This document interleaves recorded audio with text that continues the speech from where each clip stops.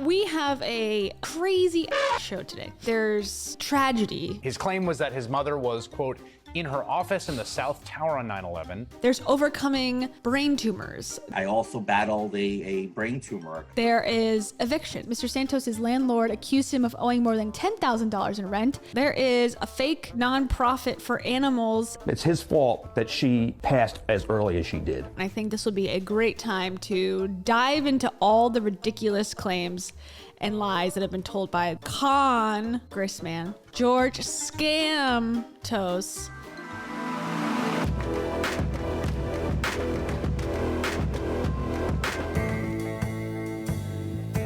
Who is this guy? Let's go to his website. We don't even know if his real name is George. Let's start there. George is also named Anthony. His names are George Santos, Anthony DeVolder, George DeVolder, and Anthony D. Santos. This is his website for Congress. So george4ny.com looks pretty legit. Looks like every other political website I've ever seen in my whole life. And he's 34 years old, by the way. So he is 3 years older than I am. Who is he? Let's see. Let's just see a picture first too. So we have the same glasses. Okay, I am George Santos. His political views are very confusing. He's running as a Republican. He's the first openly gay man who is a Republican. Obviously, a very rare specimen in the Republican Party. Anyways, so his whole thing is like, I, came to America legally and not illegally, and the border wall needs to be put up because illegal immigrants are the problem, and people like me, who are the true American success story, are proof that if you just do things by the book and look at how successful I became, look at how successful my parents became because they follow the rules, that is all bullshit. So his whole campaign, his whole premise, his whole philosophy on politics is completely flawed. So that's why it's another layer of interesting. He is a liar, that's obvious, but his whole entire thought process, mindset when it comes to why you should vote for him and what he represents as a person and a candidate is not even true. His claim was that his mother was, quote, in her office in the South Tower on 9/11. She survived the tragic events, but passed away a few years later when she lost her battle to cancer. Okay, that was his claim. His mother passed away actually 15 years later in 2016, at least according to his Twitter feed. But the claim was his mother survived the attack on the South Tower and then died from the inhalation. Now, newly uncovered records show that not only was his mother not working in the World Trade Center on 9/11, she wasn't even in the United States. According to immigration records shared with NBC News, she left New York for Brazil in 1999 and wasn't readmitted to the U.S. until 2003. Let's talk about volleyball. He got a volleyball scholarship to college. He then went on to attend Baruch College to study for an economics and finance degree. That is absolutely not true. He did not go to Baruch College. He did not actually go to any college. I actually went to school on a volleyball scholarship. We went to play against Harvard, Yale, and we slay them. Look, I sacrificed both my knees and got very nice. We slayed them. That's the funny George Santos that we know and love. That's the sassy Congress sass man that we want. We want more slaying, less crimes and fraud, sir. Nice knee replacements from HSS playing volleyball. That's how serious I took the game. Okay, it's not enough that you lied about going to the college. It's not enough that you lied about being on the team. It's not enough that you lied about slaying the competitors. But you had to say you had a knee surgery. And it's not just one knee, it's two knees. That's why I think this guy is a pathological liar. That it's not just for the storytelling. It's something beyond that where his brain is firing differently than everyone else's. Because it does not make sense why you would say all of those details when it's more and more bizarre than it needs to be. An examination of Baruch's past volleyball schedules has found that the men's team never played Yale during the period Santos claimed to have attended school there, though the Bearcats did record a straight sets win over Harvard in 2010. And that's the American dream. If everyone just worked hard like George Santos and, perfected their volleyball skills, they could also go to college for free. because he claims that he's debt-free because he's, of course, against student loan forgiveness because he figured it out. In actuality, he didn't actually go to college. I put myself through college and got an MBA from NYU, and I have zero debt. And my parents, they helped where they could because they were rebuilding back after filing for bankruptcy. But I know the drill. It's hard work. You got to do it. And like I said it earlier, and I'll say it again.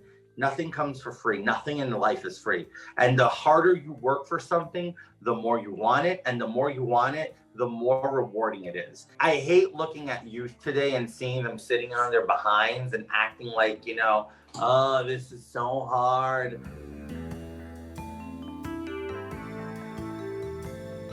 After graduating, George Anthony began working at Citigroup. This is also a lie. George Anthony was then offered an exciting opportunity with Goldman Sachs. This is a lie.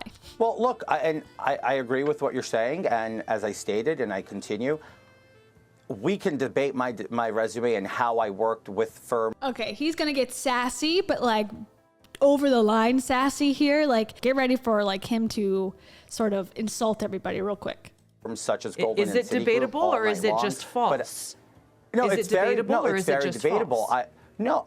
No, it's not false at all. It's debatable. I can sit down and explain to you what you can do in private equity, in capital intro, via servicing limited partners and general partners. And we can have this discussion that's going to go way above the American people's head. But that's not what I campaigned on. I campaigned on delivering results for the American people by lowering inflation. I can sit down, and if you want to have that discussion, I'd be glad to, Tulsi, to explain that to you and make sure that we settle the score.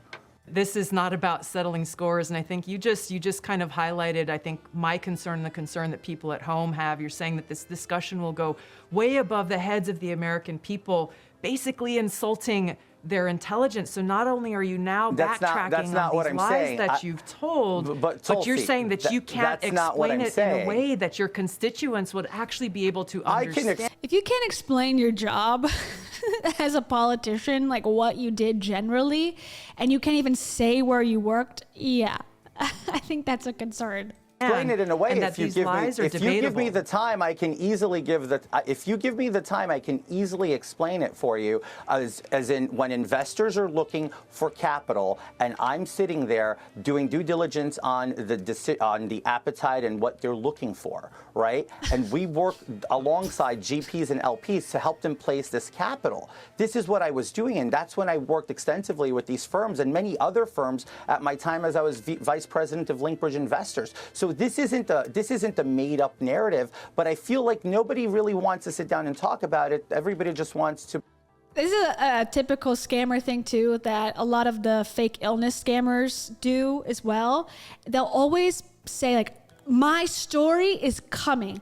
I have a story, and when it's time, I'm going to tell the truth. I think your 5 minutes of coming out with the explanation was, last week, and you just like proclaiming like you're going to tell your side of the story when the time is right is just a way to like prolong the inevitable where you're hoping people just forget about it. I didn't outright lie about my work experience. Actually, I'm fairly well-rounded in the financial markets and capital markets. I've been doing it for a very long time. I've worked as a customer service agent for 6-7 months of my life or so, 8 maybe, at some point in 2011, 2012.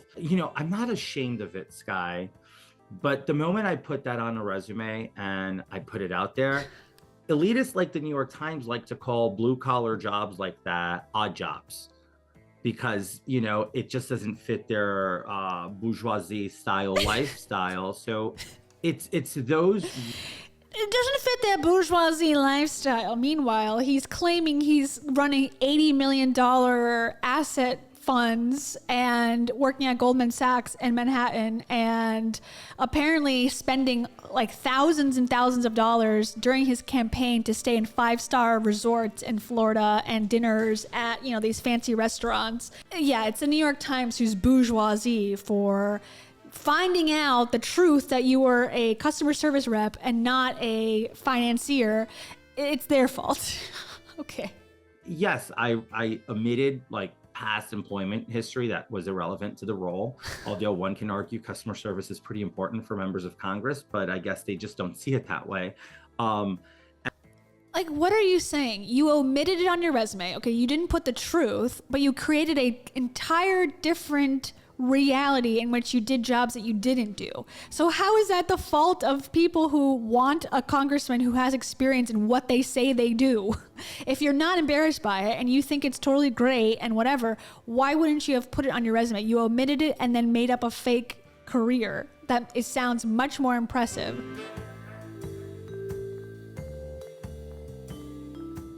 Santos once called himself a proud Jew. But in an interview with the New York Post, Santos now says, quote, "I am Catholic. Because I learned my maternal family had a Jewish background, I said I was Jew-ish." One of the questions that really probably hits home to a lot of people is are you Jewish? We've got a letter that your campaign sent out earlier this year, which reads as follows. As a proud American Jew, I've been to... It's sort of funny how that transition happened. The big question that your constituents wants to know are you Jewish? Because we are confused. Israel numerous times for educational, business, and leisurely trips.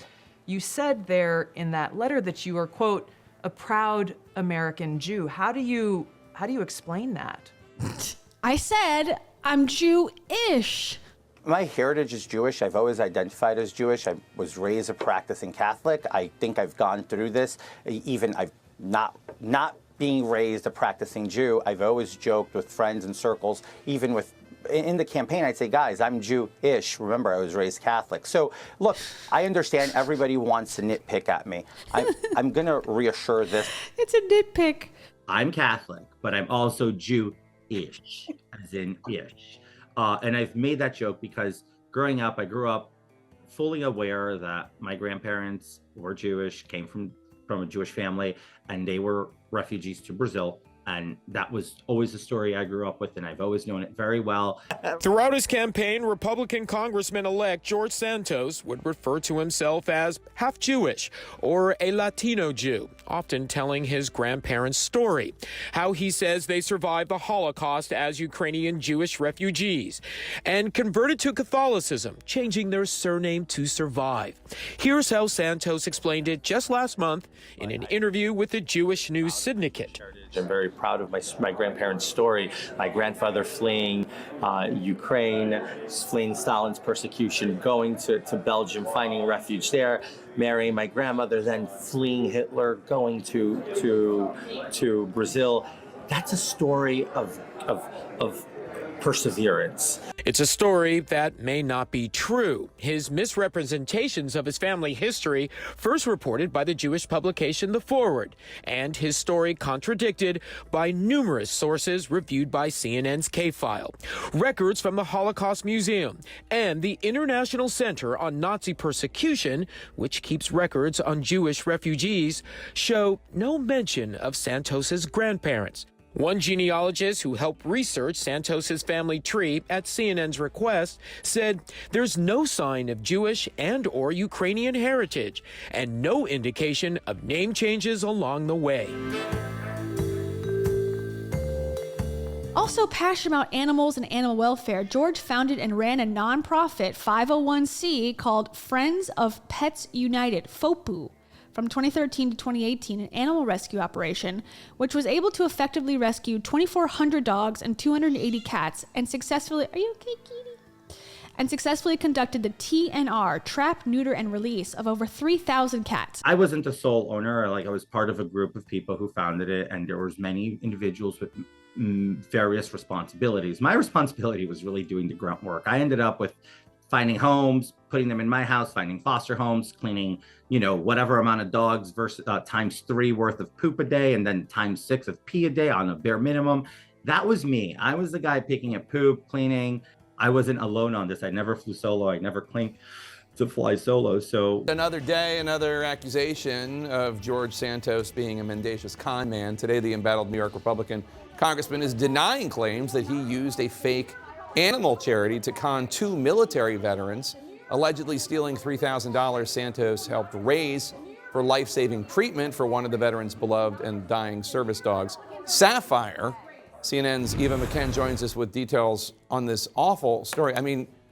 He literally was taking advantage of a homeless veteran trying to get money to help his dog? Well, that's what it certainly sounds like, Jake. The Navy veteran was connected with Santos, who at the time, as our viewers know by now, he goes by different names, was going by different names. He was going by the name Anthony DeVolder. Rich Ossoff's dog, Sapphire, had a tumor. Santos posted on Facebook using the name George DeVolder, so another name there, soliciting funds through GoFundMe for the vet and his dog. Now, the Facebook post, Santos wrote in part, said, "Will you help this baby and her daddy stay together for a few more years? Does he not deserve to have her? Let's all come together to help this family of two stay healthy." But when Ossoff, he tried to retrieve the money, he just kept getting the runaround from Santos. And Santos never transferred the $3,000 to the veteran. Now, Santos told the news outlet Semaphore that this story, first reported by Patch, was fake and that he had no clue who this is. And CNN reached out to Santos as well. We will tell you when we hear back from him. He just started coming up with all these excuses. I had to do things his way. And he started laying a guilt trip on me, like if this was taking so long and it was my fault. I knew he was ripping me off, and I knew that he was mining my dog and my friends and family's hearts for their money. He said that was offensive. He'd never been so offended by anything in his life. And after that, it was just, he was just totally unable to be talked to at that point. And then he just quit answering calls, took down, he unfriended me on Facebook or whatever, or he deleted his Facebook page. The GoFundMe went away completely. He took that right down off the internet, and he was gone. He was conniving, and he was almost too nice. I knew there was something up with him. You could see the devil behind his eyes. She might even still be with me today. She would be 16 now. That's right about when a dog's lifespan is up. He actually says it's ridiculous, of course. These accusations are, abhorrent. Let me get that tweet that he posted about it. The reports that I would let a dog die is shocking and insane. My work in animal advocacy was the labor of love and hard work. Over the past 24 hours, I've received pictures of dogs I helped rescue throughout the years, along with supportive messages. These distractions won't stop me. He's not saying that it's a lie. He's saying the reports that I would let a dog die is shocking and insane. Yeah, okay, it is shocking and insane, and he's not saying it's false. I have a feeling that this one's probably going to be proven even more true than it already has, because I think he's carefully saying that it's not false, because later on he'll be like, well, I never said I didn't do it. I just said it was shocking and insane.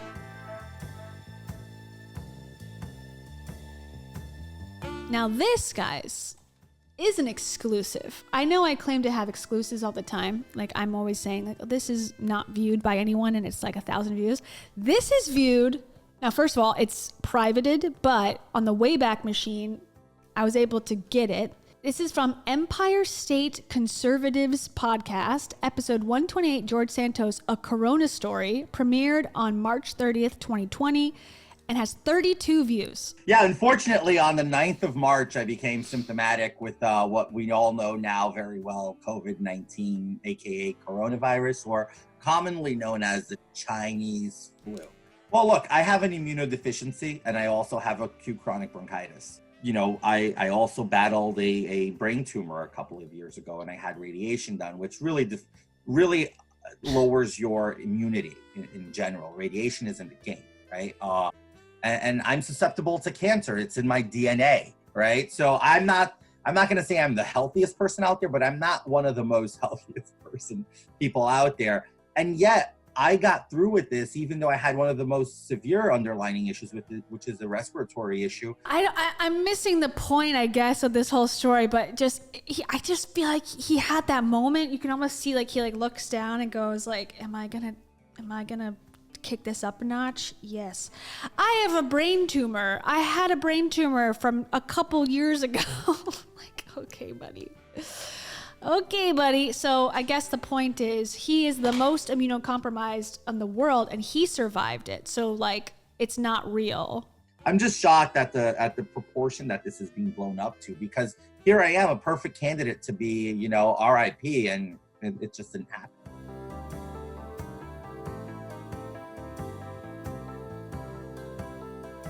I have a few other questions that maybe we can address really quick about property that you own, George. Do you own property? Do you not? So George Santos, me personally, I've never claimed to own property myself. Okay. Me, George Santos, in the third person, never claimed to own property myself. Okay, here's one tweet from 2021, February 8th. He says, will we landlords ever be able to take back possession of our property? My family and I nearing a 1-year anniversary of not receiving rent on 13 properties. The state is collecting their tax, yet we get zero help from the government.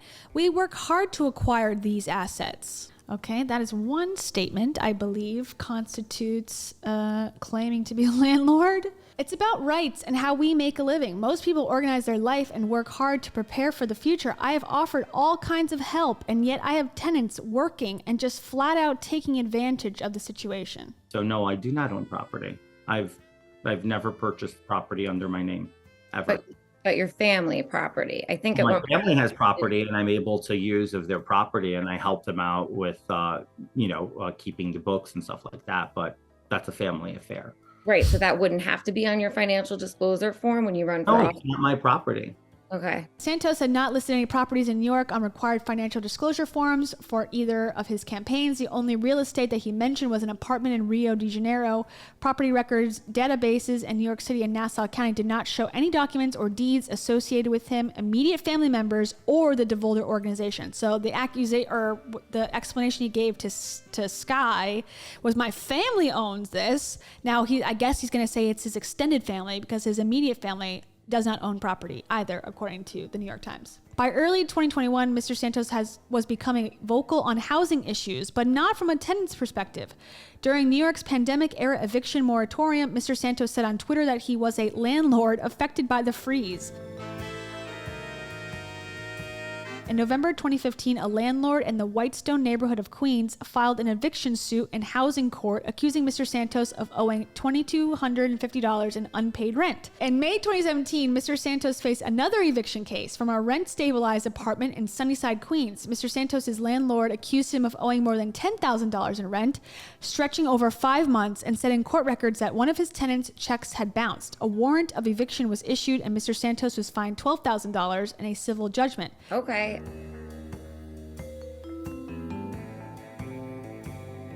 Santos attracted the attention of local, state, and federal investigators after disclosing he earned $55,000 in 2021, but loaned his campaign $705,000 in 2022. So where did that money go? One of the principal critiques I've heard is that a lot of money was donated to your campaign by you, $700,000, I believe. Where did it come from? Well, I'll tell you where it didn't come from. It didn't come from China, Ukraine, or Burisma. How about that? Well, yeah, that is an answer. I will tell you, it's not from Ronald McDonald, and he's going to ask him again. And also, in his response, he's going to show his privilege for a second. He had to give up one of the properties that he owned to fund his campaign. Oh. I had to sell some of the property that I had acquired in my life in order to fund something that I really believed in. And, when I was raising money for different charities, I always tried to put my own money in first. And so, when you donated that money to your campaign, is there anything else you can say about the work you did that was the origin of those resources? Look, I've worked my entire life. I've lived an honest life. I've never been accused, sued of any bad doing. So, Guys, he has never been accused, sued of wrongdoing, okay? That's convincing. The equity of my hard-working self, and I've invested inside of me. Like I said, it didn't come from Burisma. It didn't come from Ukraine, Russia, China, unlike some folks that we all know that get money from those sources. Mr. Santos' improved circumstances are evident on the official financial disclosure form he filed in September with the House of Representatives, though the document still leaves questions about his finances. In the disclosure, Santos said that he was the DeVolder organization's sole owner and a managing member. He reported that the company, which is based in New York but was registered in Florida for some reason, paid him a salary of $750,000. He also earned dividends from DeVolder totaling somewhere between $1 and $5 million, even though DeVolder's estimated value was listed in the same range. The DeVolder organization has no public-facing assets or other property that the Times could locate. Santos's disclosure form did not provide information about clients that would have contributed to such a haul, a seeming violation of the requirement to disclose any compensation in excess of $5,000 from a single source. Material omissions or misrepresentations on personal financial disclosures are considered a federal crime. Okay, here's the crime part. Omissions or misrepresentations, which is what it sounds like to me, on personal finance disclosures are considered a federal crime under the False Statements Act, which carries a maximum penalty of $250,000 and 5 years in prison. But the bar for these cases, unfortunately, is high given that the statute requires violations to be knowing and willful. Oh, here's how much he spent. Okay, campaign disclosures show that Mr. Santos lived large as a candidate, buying shirts for his staff from Brooks Brothers and charging the campaign for meals at the restaurant inside of Bergdorf Goodman.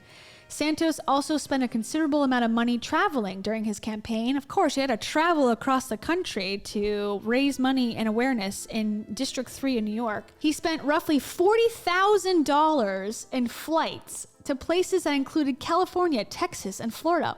All told, Mr. Santos spent more than $17,000 in Florida, mostly on restaurants and hotels, including at least one evening at Breakers, a 5-star hotel and resort in Palm Beach, 3 miles up the road from Mar-a-Lago, Mr. Trump's private club and residence. Okay, I again believe he did not think he was going to win this election. I think he somehow got money from some sort of fraudulent source that needed to launder it, and they used him because he needed money desperately and has this weird political ambition, and he won unexpectedly and was like, oh shit.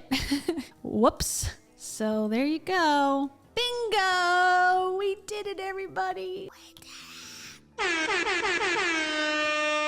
That was George Santos. So if you want to join the membership, here's my hard pitch. Both my parents survived the Hindenburg explosion.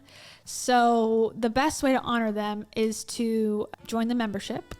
Either one will get you access to a exclusive $5,000 basically equivalent Reddit thread. And you get a PNG version of this bingo card. And that's it.